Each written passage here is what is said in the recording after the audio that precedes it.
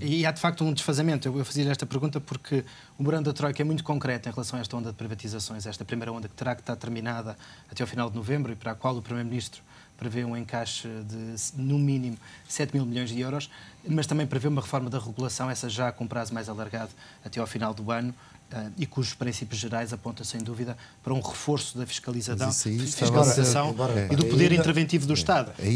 Nesta decolagem entre... Mas nós temos os instrumentos, temos os reguladores, temos, inclusive, bem apetrechados, em meios humanos, isso temos... Eu não sei, o que é que tem faltado? E com mais independência do que em muitos dos Estados Sim, eu acho que do ponto de vista jurídico, a nossa regulação de todos estes sectores é exemplar. Não... E tem meios humanos e técnicos que permitam fazer uma regulação. Eu acho até que, do ponto de vista orçamental, todos estes reguladores estão bem posicionados, não é? Agora, quer dizer... O que tem faltado? Vontade política? Eu não sei quanto a isso, não sei. Quer dizer, talvez nós precisemos de maior experiência em muitos aspectos da nossa governação. Nós não podemos esquecer que estamos ainda, às vezes, na infância ou na adolescência dos procedimentos. Esta história da regulação exige uma grande sabedoria, não? Porque não se pode ser... Para um Estado que até há pouco tempo controlava setores-chave de alto a baixo, é natural que o papel do regulador estamos num período ainda que não está devidamente estabilizado e experiente. E, portanto, isto é um processo que nós vamos ter que... Se pensarmos, por exemplo, na Grã-Bretanha, que foi onde toda esta experiência teve o seu grande apogeu, eles já estão neste momento, já rejeitaram o primeiro modelo, já vão no segundo, e, em alguns casos, já vão no terceiro modelo de regulação. Nós ainda estamos realmente no primeiro, ainda a aprender. Isto seria um programa, porque eu acho que qualquer dia vai começar a questionar-se a própria independência do regulador. Fica feita essa proposta, até porque quando se tornar mais claro aquilo que é o rumo da reforma a dar a toda a regulação, sem dúvida que se torna também mais fácil comentá-lo. É um aspecto que é muito importante e que há pouco o Dr. Daniel Proença Carvalho já tocou e que tem a ver com o facto de se fazer primeiro a negociação da privatização e depois a alteração dos poderes da regulação. Quer dizer, quer se queira, quer não, para quem entra acaba por não ter as condições do jogo perfeitamente claras, o que aí sim não é claramente desejado. Isso poderá vir a contribuir para, enfim, alguma instabilidade acionista de capital de empresas que entram agora dentro destas empresas portuguesas. Qualquer investidor, quando investe, gosta de saber as regras do jogo e, portanto, é normal que as regras não estão claras. Mas repara, neste momento os investidores estrangeiros têm normalmente contacto com reguladores muito mais exigentes que os portugueses e por isso já estão um bocadinho preparados para isso, embora entrem aqui, como dizem bem, estamos ainda numa fase de regulação não tão exigente, mas eles estão preparados para isso e por isso penso que não será nenhum problema essa melhoria, não é? Eu penso que aqui a fragilidade nossa será os investidores imaginarem que, como o país está numa situação de grande carência e dificuldade, que vão comprar as empresas a preços de saldo. Isto para falar assim de uma linguagem mais direta e clara. E essa mensagem é que penso que pode ser um risco, não é? Porque eu vejo que, em relação mesmo a outras empresas em que o Estado não tem participação, mas que estão aí no mercado, há aí muitos investidores estrangeiros a fazer contactos com os escritórios de advogados, a ver, a tentar. Agora, o que vem é sempre numa perspectiva de, bom, isto agora está numa situação de dificuldade, vamos comprar isto baratinho, não é? É a obrigatoriedade de venda também, cria aí claro. Esse é o problema. Isto é, se nós não tivéssemos uma pressão de venda, eu acho que aí, inclusive, não sei até que ponto é que a Troika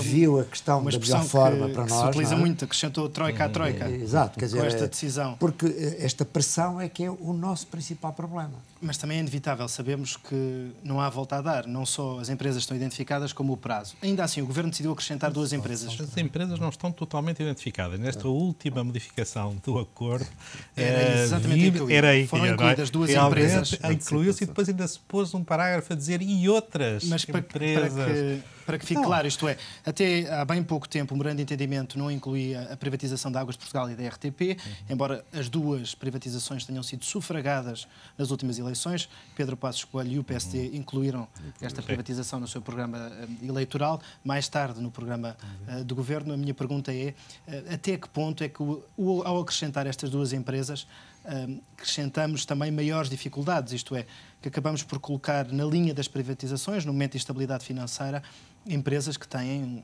um interesse estratégico para o país. E eu acho que essas duas empresas são muito sensíveis, não é? A água, porque, enfim, não preciso dizer mais nada, todos nós sabemos qual é a importância estratégica desse bem e que o cidadão comum tem muita dificuldade em imaginar que a exploração da água possa gerar lucro privado. Embora todos nós sabemos que hoje em dia acaba por gerir prejuízos. Quanto isso, eu sou favorável. E constante, acho que nesse aspecto não há nenhum problema. Se o prejuízo público for lucro privado, não acho mal. Exato. Principalmente o que é importante é que o bem possa ser melhor servido, em qualidade e em quantidade, ao menor custo possível para o consumidor. Portanto, esse deve ser o objetivo. Mas deixa-me também ouvir sobre a RTP. É um ponto sensível. Foi um ponto sensível. E a RTP, eu penso que também é um ponto sensível. Porque é a favor ou contra esta privatização? Eu não tenho grande simpatia pela privatização da RTP, já o disse. E por uma razão. É que eu acho que é também um sector estratégico muito importante, em que não me repugna que o Estado tenha uma participação. Porque é um meio muito condicionado, não é? No fundo, também são concessões. Não é possível a qualquer empresa ou cidadão fazer uma estação de televisão. Porque, portanto, há apenas, neste momento, 3 estações generalistas, 3 empresas generalistas. O Estado abdicar de ter uma intervenção direta numa delas, francamente, eu acho que é um risco, não é? É um risco porque tem um papel muito importante na formação da opinião pública, decisivo mesmo, e haver um instrumento em que o Estado possa introduzir alguma moderação, algum equilíbrio, eu acho que era uma coisa... Isso implicaria, enfim, uma redução substancial das transferências do orçamento do Estado, isso sim, um corte nas receitas, na duplicação de receitas, uma redução substancial dos custos, certamente. Tudo isso, porque eu penso que pode-se fazer um trabalho ainda muito mais eficiente de redução de custos. Preciso ver que a RTP o que tem é um passado que é muito pesado, não é? E longo. Muitas experiências com falta de estabilidade, muita intervenção do Estado para obter determinados dividendos, etc. Políticos. E por isso acabou por ser um instrumento excessivamente oneroso. Portanto, há que reduzir drasticamente. Isso não é quase que uma inevitabilidade no modelo que a RTP tem hoje em dia? Que essa é a dúvida. Eu estava a ouvi-lo falar e estava a aderir a algumas, mas depois no final, com este argumento final, eu não sei se não é inevitável, não é? Esse seguimento da história. Diz inevitável a privatização? Não. Inevitável o seguimento da história, mesmo não seja privatizada, continuar a ser alvo das tais experiências, das tais intervenções. Acho que não. Acho que, aliás, nesse aspecto, a RTP tem vindo a melhorar, mesmo em termos de gestão. Quando eu falei em instabilidade, houve, até se contava uma história, penso que é verdadeira, que houve, por exemplo, várias administrações que seguiram com meses e acho que até houve uma ocasião que um presidente da RTP acabou de sentar na cadeira e recebeu o primeiro telefonema, era do ministro a dizer que afinal já não era ele. Já não era. Não sei se é um mito, mas de facto conta-se essa história. Enfim, eu também não averiguei muito isso, eu passei por lá, mas de qualquer modo, quer dizer, portanto, foi uma empresa monopolista durante muitos anos, com todos os defeitos que estas coisas têm. Portanto, depois havia vagas de comissários políticos que entravam consoante o partido que ganhasse as eleições, mas isso é um passado já relativamente distante. Eu acho que a RTP melhorou muitíssimo nesse aspecto. E eu acho que os portugueses, por exemplo, noto isso e vê-se pelas audiências, continuam a reconhecer a RTP como uma estação de referência nesse aspecto.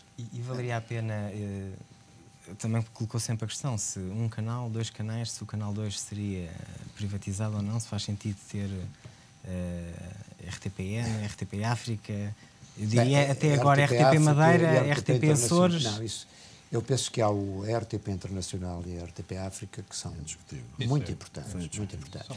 E é pena que funcionem mal, porque será certamente tema público, para um outro programa. O nosso tempo está, de facto, a chegar ao fim. E ainda temos a nossa rubrica habitual. João Teves, diretor da revista Advocados. Obrigado, Francisco.